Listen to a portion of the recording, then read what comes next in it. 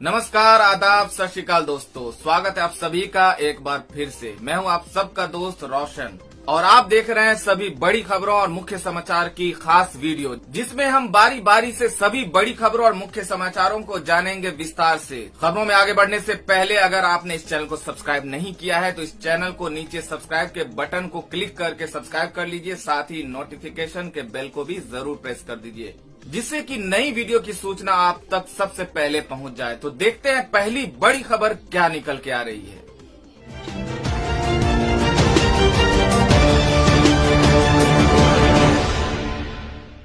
दोस्तों, इस वक्त की पहली बड़ी खबर निकल के आ रही है कि आज से लॉकडाउन पार्ट 3 शुरू। खुलेंगे ग्रीन और ऑरेंज जोन के ताले।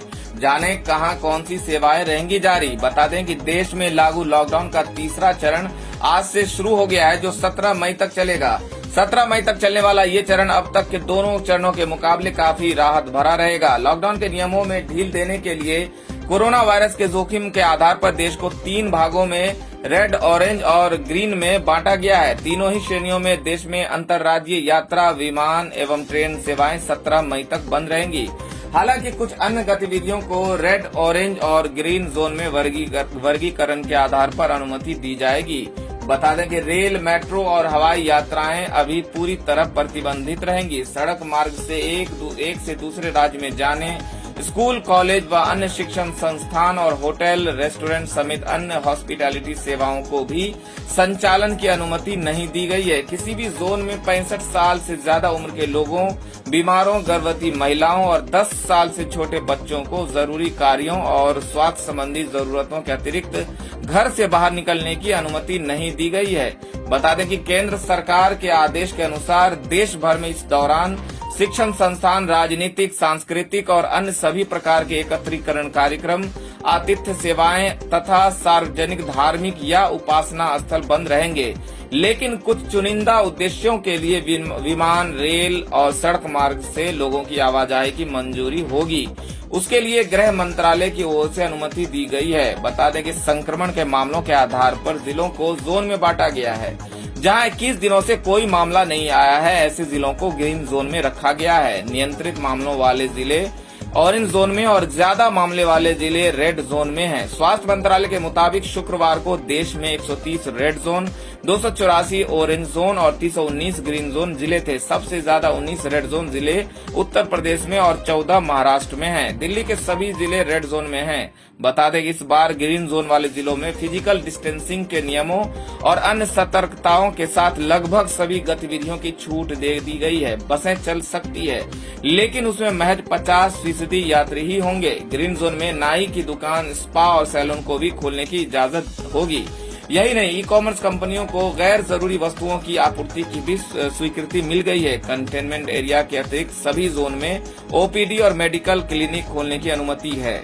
बता दें कि ऑरेंज जोन में भी छूट का दायरा बढ़ा दिया गया है। इस क्षेत्र में लोगों को सुबह 7 से शाम 7 बजे के बीच गैर जरूरी गतिविधियों के लिए भी बाहर आने जाने की अनुमति दे दी गई है।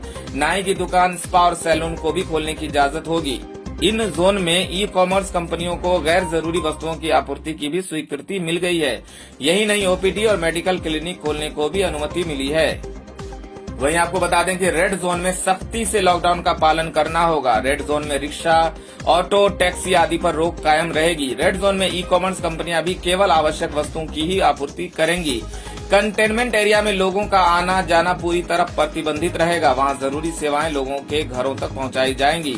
हालांकि राज्य सरकारें परिस्थिति के अनुसार छूट में बदलाव कर सकती हैं।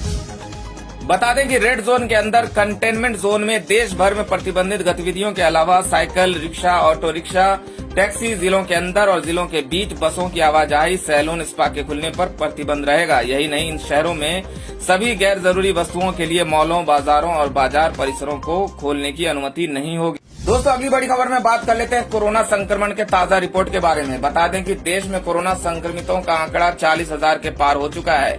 24 घंटे में 83 लोगों की जान भी जा चुकी है। 2,487 नए केस। बता दें कि कुछ राज्यों में बढ़ते मामलों के चलते देश में कोरोना की स्थिति गंभीर होती जा रही है। महाराष्ट्र और गुजरात के साथ ही तमिलनाडु और पंजाब में नए मामलों में तेज वृद्धि हो रही है। रविवार को महाराष्ट्र में 678 मामले सामने आए, वहीं 27 लोगों की जान चली गई, जबकि गुजरात में जहां 374 नए केस मिले, वह 24 लोगों की जान गई। तमिलनाडु में 266 और पंजाब में 150 नए मामले सामने आए। केंद्रीय स्वास्थ्य मंत्रालय के मुताबिक पिछले 24 घंटे में 83 लोगों की जान गई है। 2487 नए मामले मिले हैं, जिनके साथ ही जान जाने वालों की संख्या 1306 और संक्रमितों की संख्या 40,263 हो गई है। दोस्तों, अगली बड़ी खबर निकल के आ रही है। हैदराबाद में घर वापस जाने के लिए सड़क पर उतरे हजारों मजदूर, सरकार पर लगाया ये आरोप। बता कि देशव्यापी लॉकडाउन का तीसरा चरण आज से शुरू हो चुका है, जो 17 मई 2020 तक चलेगा।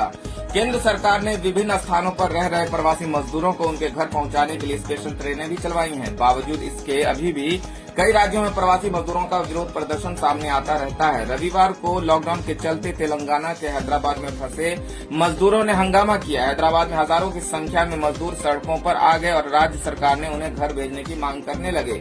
मीडिया रिपोर्ट्स के मुताबिक प्रवासी मजदूर हैदराबाद शहर में स्थित टोली चौकी फ्लाईओवर के पास इकट्ठा हुए। लोगों का कहना है कि वे बिना किसी काम के 1 महीने से अधिक समय से शहर में फंसे हुए हैं और राज्य सरकार से उन्हें उत्तर प्रदेश, उड़ीसा, बिहार और झारखंड में उनके मूल स्थानों पर वापस भेजने की व्यवस्था करे। भीड़ को शांत करने के लिए कई पुलिसकर्मी मौके पर पहुंचे। इस बीच मजदूरों ने सड़कों पर भी पथराव भी किया।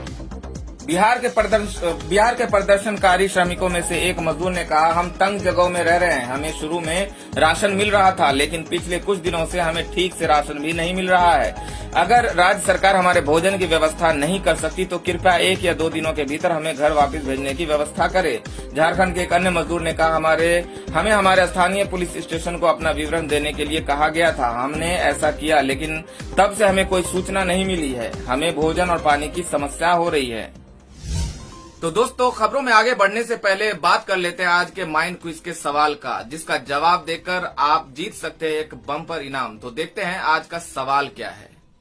दोस्तों, आज का सवाल है, पटियाला शहर किस राज्य में स्थित है? सही जवाब नीचे कमेंट में दे सकते हैं और सही जवाब देने वाले को रैंडमली सेलेक्ट करके उन्हें दिया जा सकता है एक शानदार इनाम। तो बढ़ते हैं अगली बड़ी खबर की ओर। अगली बड़ी खबर में आपको बता दें कि अखिलेश यादव का बीजेपी सरकार पर तंज, बोले ट्रेन में श्रमिकों से टिकट का पैसा लेना शर्मनाक। बता दें कि कोरोना वायरस संक्रमण में लॉकडाउन में महाराष्ट्र के नासिक रोड में फंसे 847 लोग ट्रेन से लखनऊ पहुंचने के बाद रोडवेज की बसों से अपने अपने गृह जनपद रवाना हो गए। विशेष ट्रेन से लखनऊ पहुंचे श्रमिकों से टिकट की कीमत वसूलने को समाजवादी पार्टी के अध्यक्ष अखिलेश यादव ने बेहद शर्मनाक बताया है। समाजवादी पार्टी के अखिलेश यादव ने इसको लेकर एक ट्वीट भी किया और कोविड केयर फंड पर भी सवाल उठाया। अखिलेश यादव ने कहा कि अगर गरीबों से ही ट्रेन के टिकट के पैसे लेने थे तो कोविड केयर फंड में जो खरबों रुपया डलवाया है उसका क्या होगा। अखिलेश यादव ने केंद्र के साथ उत्तर प्रदेश सरकार पर निशाना साधा है। अखिलेश यादव ने कहा कि नासिक से ट्रेन से लखनऊ लाए जा रहे मजदूरों से रुपये वसूलने का कृत्य बेहद शर्मनाक है। उन्होंने ये भी आरोप लगाया कि उत्तर प्रदेश में भी आरोग्य सेतु ऐप से 100 रुपये वसूले जाने की खबर है। अखिलेश यादव ने रविवार सुबह 2 ट्वीट किए। उन्होंने पहले ट्वीट में लिखा, ट्रेन से वापस घर लाए जा रहे गरीब बेबस मजदूरों से भाजपा सरकार का रुपया वसूलना बेहद शर्मनाक है। आज साफ हो गया कि पूंजीपतियों का अरबों माफ करने वाला भाजपा अमीरों के साथ है और गरीब के खिलाफ। विपत्ति के समय गरीब का शोषण करना सूदखोरों का काम होता है, सरकार का नहीं। दोस्तों, अगली बड़ी खबर निकल के आ रही है। मुंबई पुणे में रेड जोन से भी ज्यादा सख्त होगा लॉकडाउन, नहीं मिलेगी कोई छूट। बता दें कि महाराष्ट्र सरकार ने फैसला लिया है कि वो मुंबई और पुणे में लॉकडाउन को और सख्ती से लागू करेगी।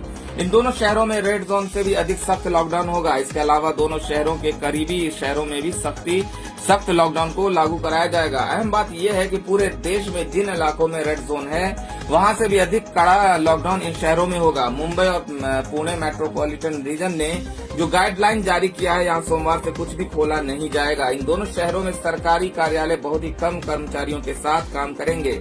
सिर्फ 5% लोगों को ही आने की अनुमति होगी। इन शहरों में 2 पहिया और 4 पहिया गाड़ियों के चलने पर भी पूरी पाबंदी होगी। बता दें कि दूसरे जोन में 2 पहिया और 4 पहिया गाड़ियों के चलने की अनुमति होगी। 2 पहिया गाड़ी पर अकेले व्यक्ति को चलने की अनुमति होगी, जबकि कार में सिर्फ 2 लोगों को चलने की आजादी होगी। बता तो अगली बड़ी खबर निकल के आ रही है कि शराब की बिक्री के लिए योगी सरकार ने जारी की गाइडलाइन, रोज इस टाइम से खुलेंगी दुकानें। बता दें कि 4 मई दिन सोमवार से एक बार फिर 2 हफ्ते का लॉकडाउन शुरू होने जा रहा है। इस बीच शराब के चाहने वालों के लिए अच्छी खबर है। तीसरे चरण में शराब और बियर की दुकानों को यूपी सरकार ने खोलने का फैसला लिया है। ग्रीन और ऑरेंज जोन के साथ साथ रेड में भी सुबह 10 बजे से शाम 7 बजे तक शराब की दुकानें खुलेंगी। हालांकि रेड और ऑरेंज जोन में हॉटस्पॉट और कंटेनमेंट इलाकों में दुकानें बंद रहेंगी। इस दौरान सोशल डिस्टेंसिंग की शर्तों का पालन करना होगा। लॉकडाउन 3 के तहत सोमवार से शुरू होने वाली गतिविधियों को लेकर यूपी सरकार ने नई गाइडलाइन जारी की है। इसमें शहरों को 3 मुख्य जोनों में बांटा गया है, रेड जोन, ग्रीन जोन और ऑरेंज जोन। बता दें कि सरकार ने रेड, ऑरेंज और ग्रीन जोन वाले जिलों में आबकारी की दुकानें खोलने के आदेश जारी किए हैं। इन जिलों में आबकारी की दुकानें सुबह 10 बजे से शाम के 7 बजे तक खुलेंगी। रेड जोन के हॉटस्पॉट में कोई भी दुकान नहीं खोली जा सकेगी। दोस्तों अगली बड़ी खबर निकल के आ रही है कि गुजरात से यूपी आ रहे मजदूरों को योगी सरकार ने नहीं दी अनुमति। नाराज वर्कर्स ने पुलिस पर फेंका पत्थर।